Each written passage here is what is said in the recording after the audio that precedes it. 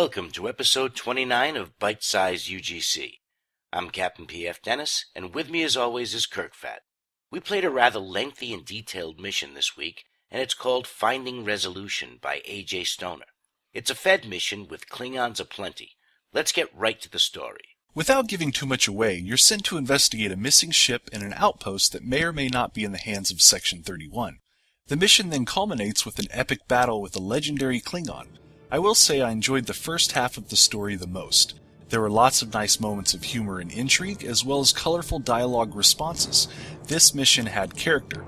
However, I really felt that the story was resolved halfway through the mission. The last 4 or 5 maps seemed disconnected from the main plot beyond having to pew-pew Klingons. And that's putting it mildly, as wave after wave of the rigid ones make your objective an insanely difficult one to achieve. There were times when fun became agony when you were teased with wrapping up the map, only to find another few mobs had to be vanquished. We agreed that a bit less combat would benefit a truly engaging plot. We gave story 4 stars. On to map design. The maps were nicely detailed, with lots of additional effects, props, and an interesting use of cryptic-made maps. These maps are hard to customize, and the author did a wonderful job doing so.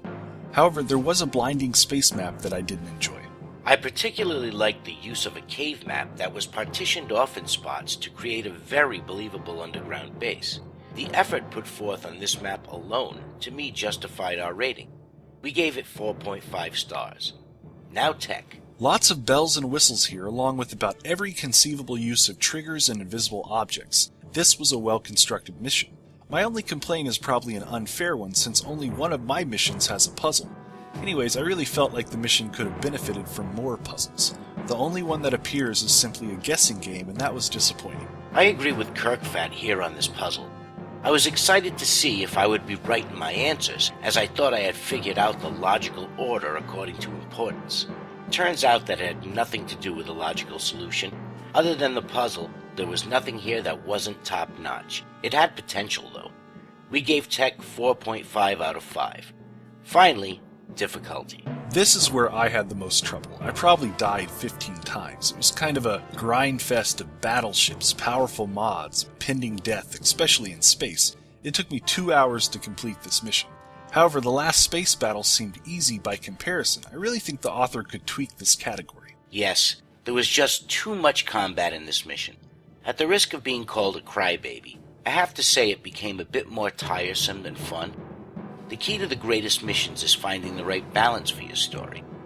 Ultimately, I ended up thinking that it made no sense that one embattled starship could defeat so many Klingon vessels. The Federation, if this scenario held true, could win the war in a day and be standing on Kronos victorious with a fleet of 10 ships. Difficulty garnered 3 stars.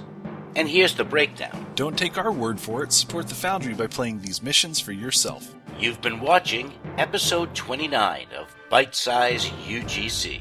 And loving it. See you next time.